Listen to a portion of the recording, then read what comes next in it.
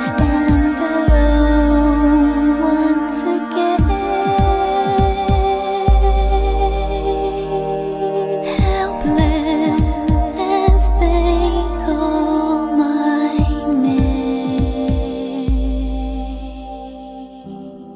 Peut-on prouver que nous sommes sur une boule qui tourne? Et peut-on prouver la gravité? Oui, on peut. Et pour cela, on va devoir parler de gravité. Oui, vous avez bien entendu, gravité. Pour cela, je vais me baser sur l'excellente expérience faite par Wolfie69 avec une masse de 500 grammes, une petite balance électronique calibrée chez lui et des mesures faites à divers endroits du globe. Alors, quel est l'énoncé de départ?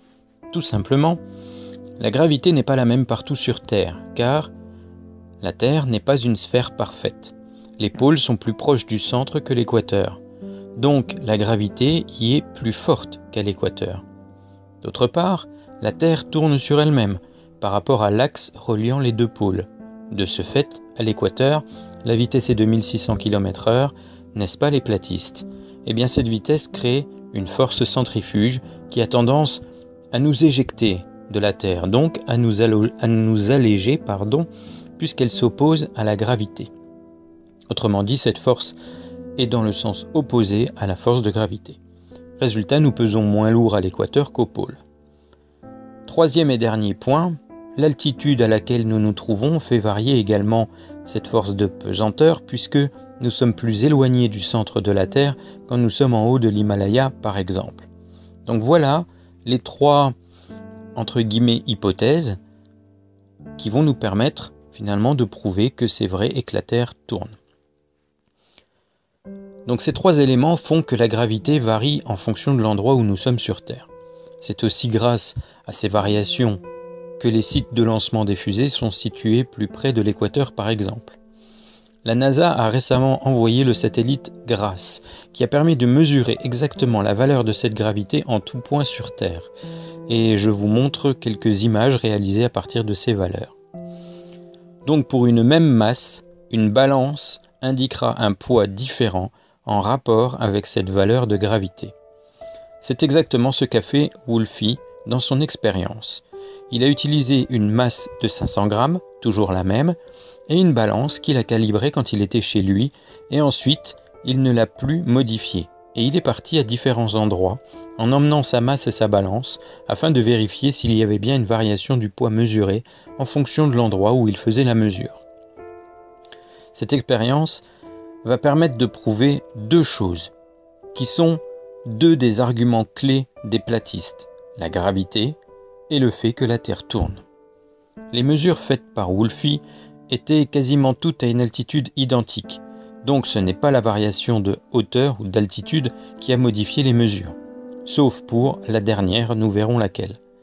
Ne reste plus que la latitude de la position qui va avoir pour effet de faire varier la gravité à cause de la forme non sphérique de la Terre, expliquée tout à l'heure, et de la vitesse de rotation, puisque cette vitesse passe de 1600 km/h à l'équateur à 0 km/h au pôle. Wolfie a donc commencé par mesurer sa masse de 500 grammes lorsqu'il était chez lui à Perth, endroit où il a calibré sa balance. Le résultat est donc logique, la balance a indiqué un poids de 500 grammes. Puis, il est allé à Canberra, à l'est de l'Australie, et il a mesuré sa masse de 500 grammes. La balance indiqua alors 500,16 grammes. Canberra étant plus au sud de Perth, cette mesure confirmait bien l'hypothèse de départ. Puis, il s'est rendu à Broome, dans le nord-ouest de l'Australie.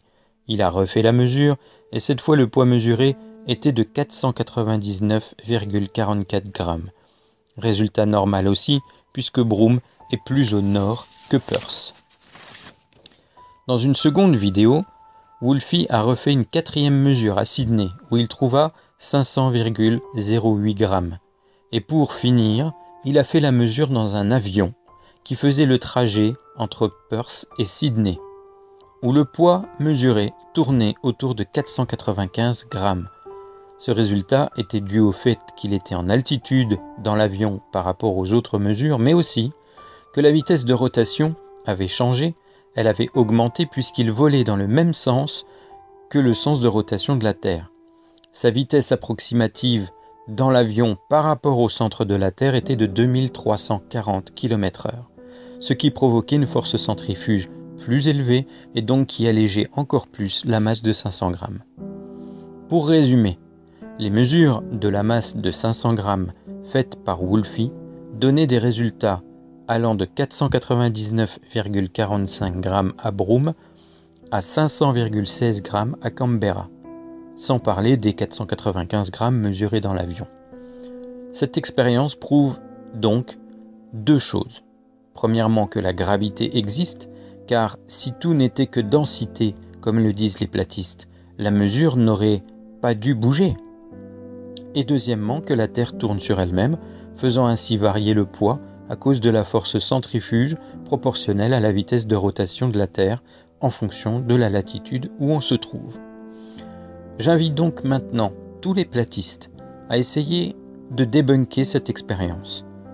Et j'invite tous les autres à réaliser cette expérience eux-mêmes, car elle peut être faite par n'importe qui, n'importe où. Il suffit d'avoir une masse qui ne change pas et une balance électronique calibrée. J'avais déjà évoqué les effets de ces variations de gravité sur le poids dans une des précédentes vidéos que j'avais faites. Je vous invite donc à aller la voir. Sur ce, je vous dis à bientôt les terriens. Ciao!